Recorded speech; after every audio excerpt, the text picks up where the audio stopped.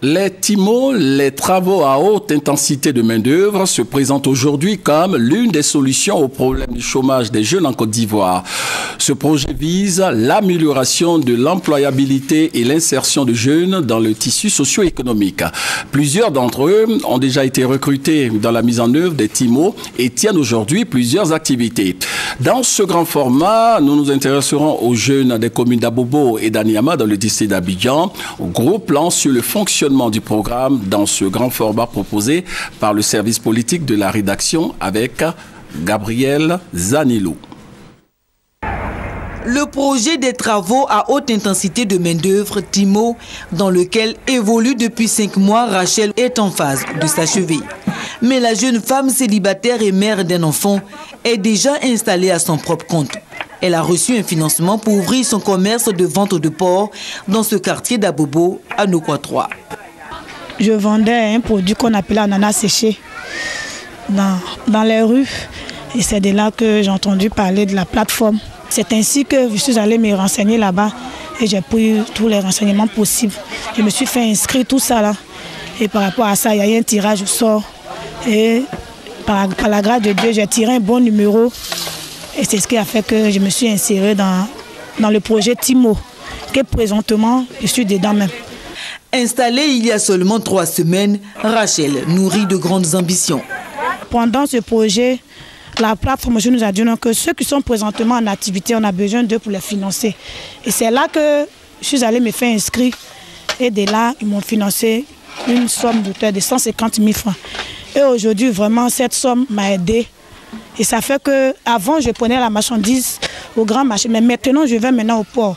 J'ai même un congélateur quand j'enlève que je conserve à la maison.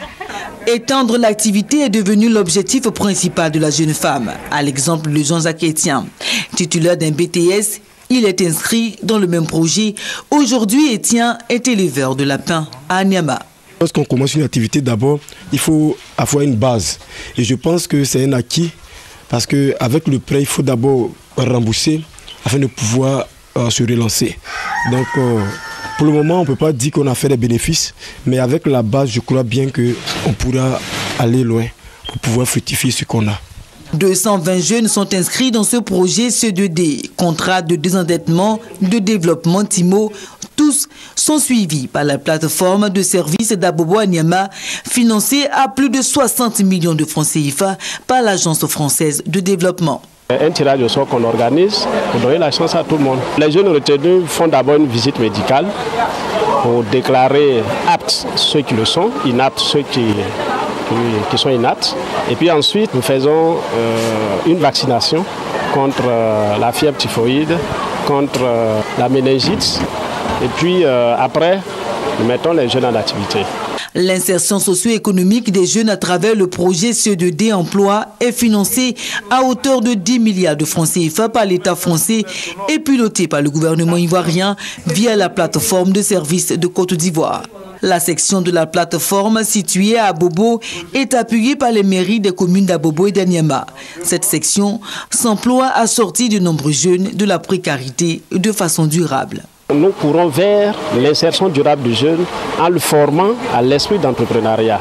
C'est-à-dire comment trouver une idée de projet, comment créer une entreprise, comment gérer une entreprise pour ceux qui en ont ou pour ceux qui vont créer demain. Un autre financement de 60 millions de francs CFA vient d'être accordé par la Banque africaine de développement à la plateforme d'Abobo Anyama. Dans ce nouveau projet dénommé BAD TIMO, 115 jeunes ont reçu des équipements de protection et de prestation de services pour débuter dans les communes d'Abidjan des travaux d'utilité publique. Après le bac, moi j'ai eu une formation et j'ai voulu m'installer à mon propre compte. Donc quand j'ai entendu l'histoire de ce projet, je me suis lancé dedans et par la grâce de Dieu, j'ai été retenu. Et je compte m'installer à mon propre compte. La remise des équipements aux bénéficiaires a été l'occasion pour les représentants municipaux d'appeler les jeunes à plus de responsabilités dans le travail. C'est un seul point qui nous intéresse, le fait d'être responsable. On vous a appris beaucoup de choses, beaucoup de techniques de la gestion, mettez ça en application. Vous pouvez avoir des difficultés, ils sont là, venez vous informer, venez encore vous former toujours. Ces jeunes vont bénéficier d'appui pour la création de leurs activités génératrices de revenus, AGR. Mais le projet vise à terme la création de micro-entreprises pour les jeunes. Pendant les 6 mois où vous allez travailler, nous allons, avec nos animateurs, vous encadrer et en même temps instruire les projets auxquels vous pensez et obtenir auprès de notre partenaire local le financement nécessaire.